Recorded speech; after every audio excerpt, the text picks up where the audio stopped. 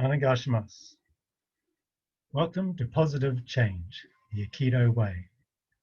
My name is Stuart Stephen Clifford. I'm Australian with Singapore PR.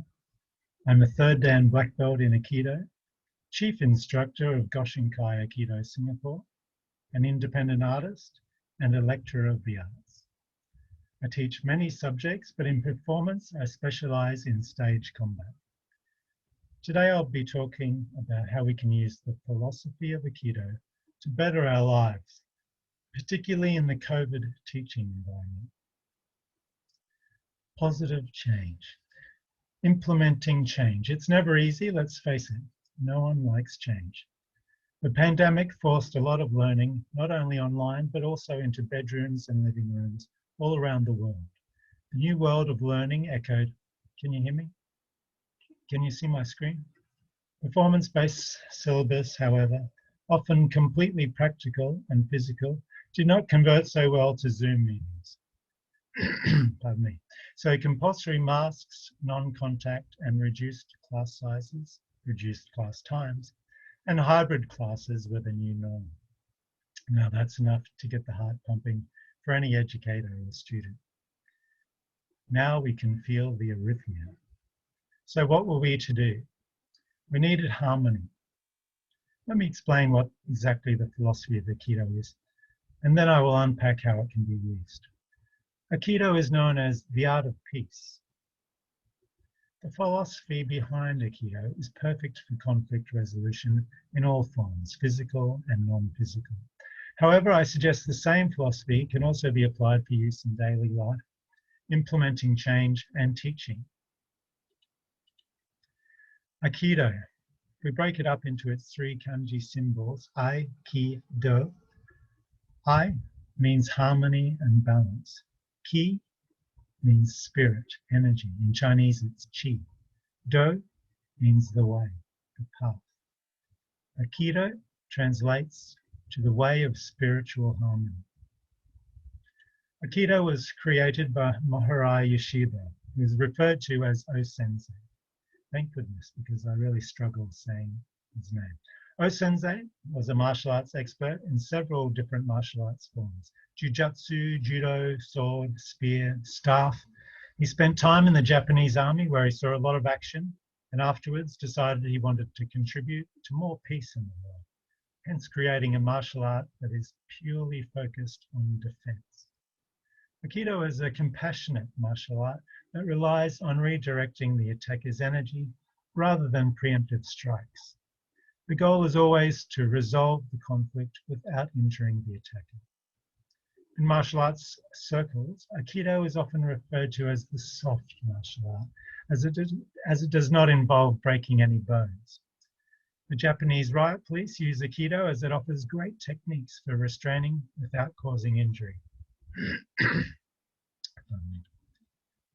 The philosophy of Aikido can be demonstrated by the following three steps. We start with opposing sides. Step 1, see through the eyes of your opponent. Step 2, unify with your opponent. Step 3, lead them to a better place. And we do it all with a positive mind. I'll explain the Aikido aspect of the three steps, then how it can be used in performance teaching. Prior to step 1, we have opposing forces or opposing perspectives, and in extreme cases, conflict. If you have any COVID concerns with the following images, don't worry. This is my Aikido student, E-Team, who is also my niece, and inside our family COVID bubble. Big thanks to E-Team. Respect. Step 1. Through the eyes of your opponent, seeing through the eyes of your opponent. To understand another person's perspective, you need to put yourself in their shoes. In Aikido, we physically do this by entering, copying their footwork, and holding them close. After this, we can physically see it from their perspective. We are looking in the same direction as they are, and we are in a position of safety, also known as shikaku, which is the position you see me standing in now.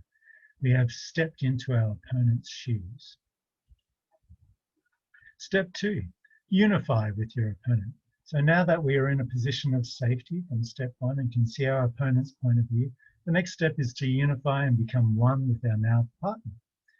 We do this by physically attaching ourselves to the opponent and keeping them close so we can feel the energy in their body and the direction it wishes to go. We unify and become one with our partner.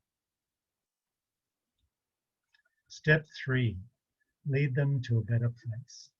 Now that we have unified and become one with our new partner, we feel for where their energy is being directed. We can do this by gently applying energy in that particular direction, and if our partner resists, then we go in the opposite direction. We continue this strategy until there is a direction with no resistance, and we use that path to lead our partner to a better place, somewhere with less conflict and more love. This simple strategy is the key to conflict resolution, but can also be applied in our daily life. There is also another element to the philosophy of Aikido, positive mind, which we also need to apply. So I'll just quickly recap on the 3 steps. So this is a technique that we use in Aikido. It's like a beginner's exercise so that they understand the 3 steps. So we start off with the cross hand grab, and this is like the opposing perspectives. Then we get into step 1, and you can see that I'm now seeing it from Yiting's perspective. And step 2, unifying with your opponent. So this is just about gently attaching yourself to them so that you can guide them gently. If you do it too strong, they'll resist with you. Then so back here, I've resisted left and right, and Yiting has resisted against me, going side to side. And while she's doing that, I've quickly led forward, and it's caught her off guard. And there's no path of resistance forward, so I've got her going forward. I keep her gently going forward, and then I cut down to the right, something she's also not expecting. And then when I cut her down, her natural instinct is to come back up, and I just let her rise by herself. And as she gets up to the top, I stretch her a little bit extra, and then she just loses her balance. And then I've got my left hand behind the shoulder there, helping her down gently. We're actually training on concrete in this photo. And I've let her down onto the ground safely. And look after her, she's my niece after me. So what is positive mind? Let me explain the concept of positive mind. Having positive mind allows us to be able to unify. We react to an attack with the same aggression we received. We won't be able to unify if we react to an attack with the same aggression we received.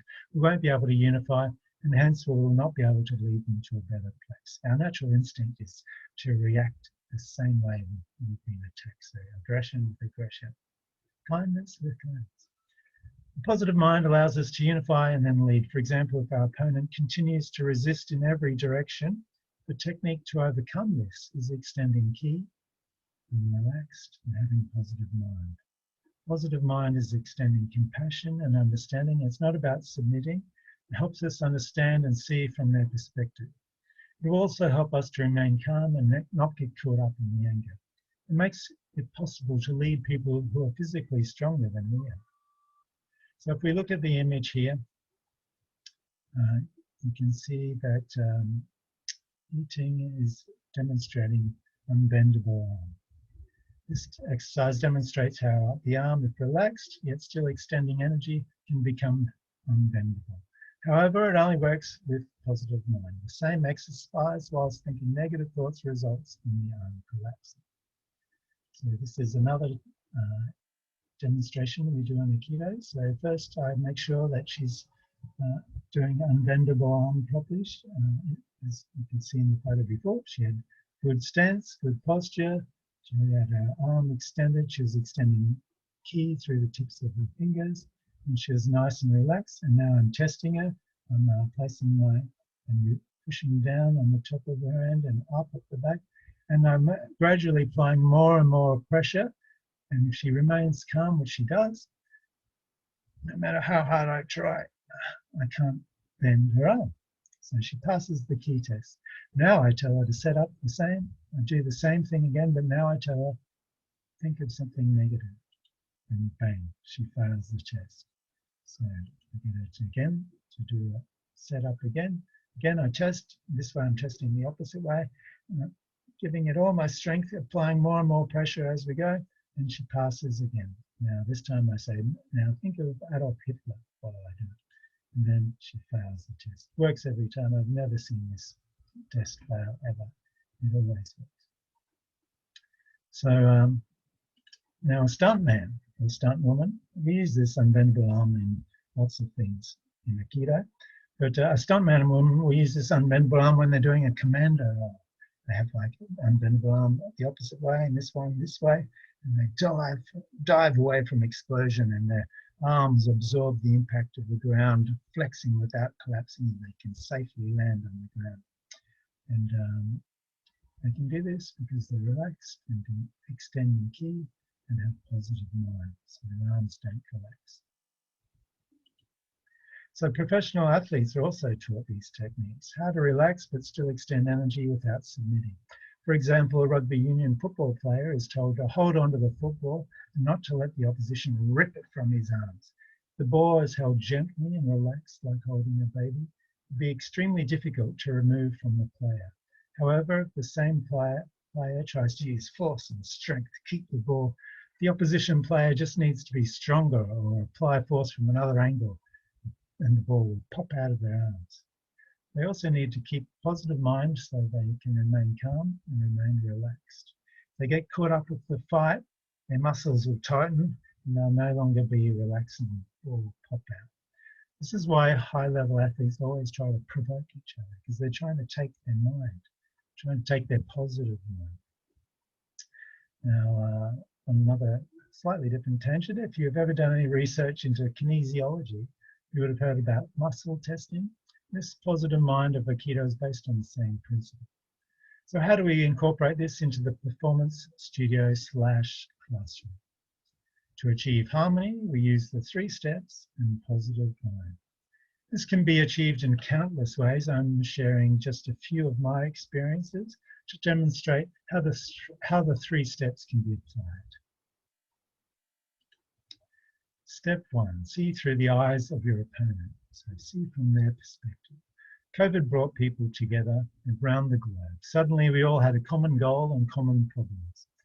It is often challenging to see from other people's perspective, but during COVID, it wasn't so difficult as the lecturer to relate and understand the fears and concerns of the students. Why? Because I had the same fears and concerns. We were all concerned about our loved ones, the future, and change naturally brings anxiety.